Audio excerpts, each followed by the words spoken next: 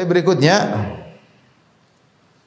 menuduh orang-orang yang ahli iman bahwasanya niatnya niat yang buruk, bahwasanya mereka berdakwah tujuannya duniawi, tujuannya untuk ketenaran dan lain-lain.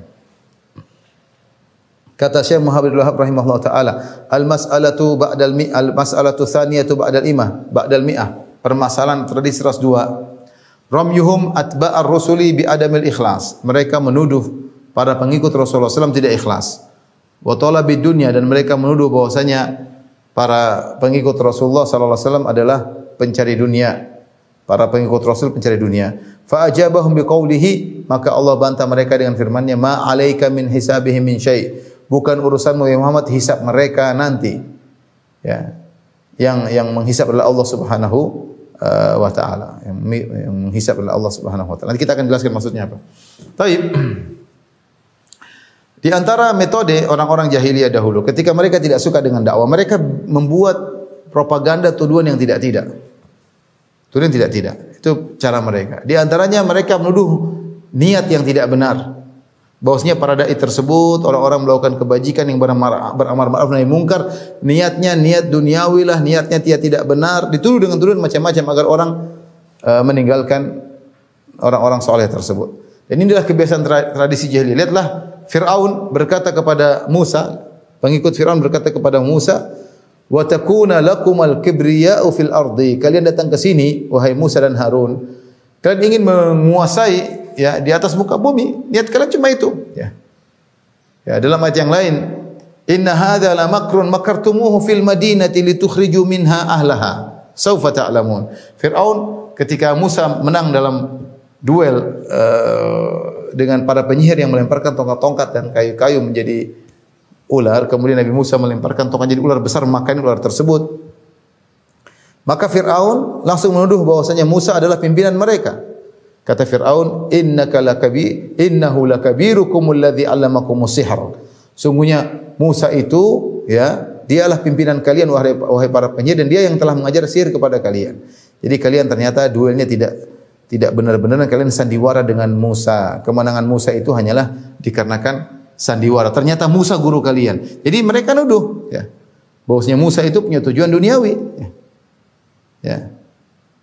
Untuk Inna hadza la makrun makartumuhu fil madinati. Sungguhnya ini kalian buat makar duel tersebut. Dalam rangka apa? Untuk mengusir penduduk kota Mesir dari kota mereka. Ya, ini tidak benar, nuduh yang tidak-tidak. Padahal Nabi Musa tidak ada pikiran seperti itu. Dia hanya ingin menyelamatkan Bani Israel keluar dari Mesir, selesai. Tapi dituduh macam-macam. Kau Musa ingin mengusir kami dari negeri kami, kau ingin menguasai negeri kami. Wa takuna lakumal kabriya, dan kalian memiliki kuasa di atas muka bumi. Tuduh yang tidak-tidak. Contoh lagi misalnya tuduhan pengikut Nabi Nuh alaihissalam kepada Nuh alaihissalam. Mereka berkata, ma hadza illa basyarum mithlukum yuridu ay yatafaddala alaikum. Siapa Nuh ini? Nuh ini kata pengikutnya hanyalah seorang manusia seperti kalian, sama persis. Tapi bedanya dia ingin jadi pemimpin kalian. Dia ingin jadi pemimpin kalian, maka dia berdakwah. Jadi mereka tuduh Nabi Nuh, Nabi Musa dan Nabi Muhammad SAW hanyalah ingin mencari kekayaan duniawi. Dengan orang tertancap dalam benak masyarakat bahwasanya orang ini niatnya duniawi, dia akan ditinggalkan oleh masyarakat. Cari duit melulu, ya. Cari duit melulu, ya. Tidak boleh menuduh orang baik-baik dengan tuduhan yang tidak tanpa bukti, ya, karena ini adalah kebiasaan jahiliyah. Ya, kita enggak tahu isi hati orang. Bahkan orang depan kita saja omongannya seperti ria, kita enggak bisa bilang kamu ria. Kita bilang kita khawatir dia ria. Kenapa? Yang tahu dia ria hanyalah Allah, karena tahu isi hati manusia hanyalah Allah Subhanahu wa taala. Bisa jadi dia ngomong menceritakan kebaikannya bukan karena ria tapi karena ingin motivasi. Kita enggak tahu. Meskipun gerak-geriknya menunjukkan seakan-akan dia ria, tapi tidak bisa kita pastikan. Tidak bisa. Karena hati manusia tidak ada yang tahu kecuali Allah Subhanahu wa taala. Ini yang terjadi zaman sekarang ketika ada orang menyuruh kepada kebaikan, tuduh yang tidak-tidak, dituduh ingin inilah, dituduh ingin anulah, dituduh ingin macam-macam tuduhan tidak-tidak. Tuduh supaya diberhentikan dari dakwahnya. Ya. Sampai saya dapat laporan ada sebagian orang yang menuduh yang tidak-tidak, ya.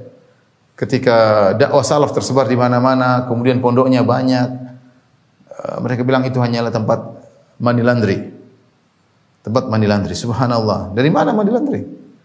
Orang-orang sunnah yang sudah ngaji mereka kuat untuk bersedekah.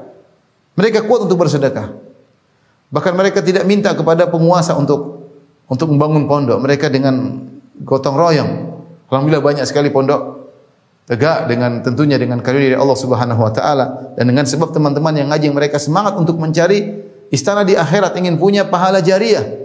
Banyak kalau kita mau ceritakan, alhamdulillah kawan-kawan yang dengan mudah mengeluarkan miliar-miliar banyak dan tidak ingin diekspos. Alhamdulillah. Kemudian datang orang menuduh bahwasanya pondok-pondok salaf tempat money laundry. Subhanallah. Pondok-pondok salaf minta dari gaji dari luar negeri, dari Arab Saudi, dari kadrun lah, dari apalah mereka ngomong ya. Subhanallah. Ya. Dengan tuduhan yang tidak-tidak ya. Alhamdulillah ya. Kalaupun ada bantuan, bukan bantuan kemudian terus menerus, dan terlalu banyak pondok yang dibangun dengan swadaya kawan-kawan. Alhamdulillah ya. Sehingga dakwah bisa berkembang. Ada pun yang tidak-tidak, bahwasanya ini hanya ingin berkuasa, ini ingin menggulingkan, inilah ini ingin merusak NKRI lah. Tuduhan macam-macam biasa. Itu tradisi jahiliyah. Dengan tuduhan yang yang tidak ada buktinya ya. Menuduh tuduhan yang tidak benar, justru tuduhan tersebut mereka yang lakukan sendiri. Oleh karenanya, ikhwan dan akhwat yang rahmatillah subhanahu wa ta'ala, masalah niat urusan dia dengan orang sebut dengan Allah. Kita enggak boleh nuduh macam-macam ya. Orang menyuruh kepada kebaikan yang kita dukung, kita sambut ya.